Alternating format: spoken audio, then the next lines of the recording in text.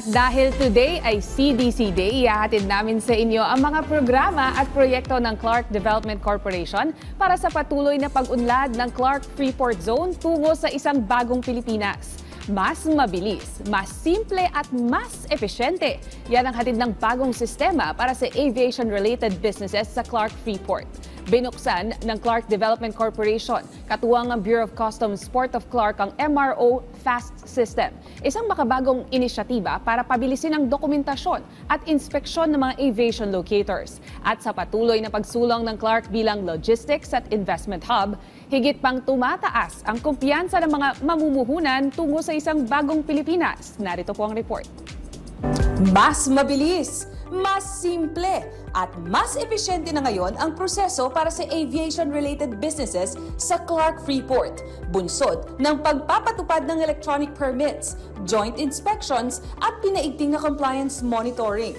Bilang bahagi ng layunin ng pamahalaan na gawing mas responsive at streamlined ang sistema ng kalakalan sa bansa, inilunsad ng Clark Development Corporation, katuwang ang Bureau of Customs Port of Clark, ang Maintenance, Repair and Overhaul Facilitated Access for Services and Trade o MRO Fast System.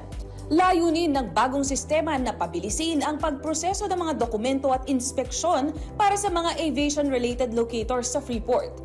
Ang MRO Fast ay inilunsad sa bisa ng Joint Memorandum Order na nilagdaan noong May 30, 2025 at bahagi ng tuloy-tuloy na inisyatibo sa ilalim ng Customs Industry Consultative and Advisory Council na pinangungunahan ng CDC. Sa pamamagitan ng forum na ito, mas pinatitibay ang ugnayan sa pagitan ng gobyerno at industriya habang nagbibigay ng direktang platform para sa feedback at agarang solusyon sa mga operational concerns ng mga locators. Sa patuloy na pagtutulungan ng CDC at mga ahensya ng pamahalaan, mas pinapadali, pinapabilis at pinapalawak ang kalakalan sa Freeport tungo sa isang makabago, maayos at inklusibong bagong Pilipinas. Samantala, patuloy ang pagsulong ng Clark Freeport bilang isang mahalagang logistics at investment hub sa Luzon Economic Corridor.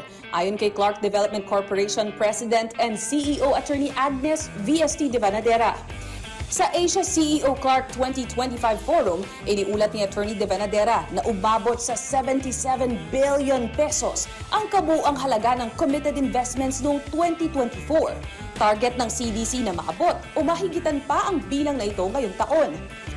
Ilan sa mga dahilan ng tumataas na kumpiyansa ng mga mamumuhunan ay ang mas pinahusay na connectivity, strategic location, maayos na pamamahala at pagpapaunlad ng kakayahan ng manggagawa sa Freeport. Batay sa datos ng CDC, may higit 145,000 na manggagawa at 1,213 locators na sa Clark. Kasabay nito, pinalalakas ang Town and Gown program sa pakikipagtulungan sa mga universidad para matugunan ang skills gap at pangangailangan ng industriya.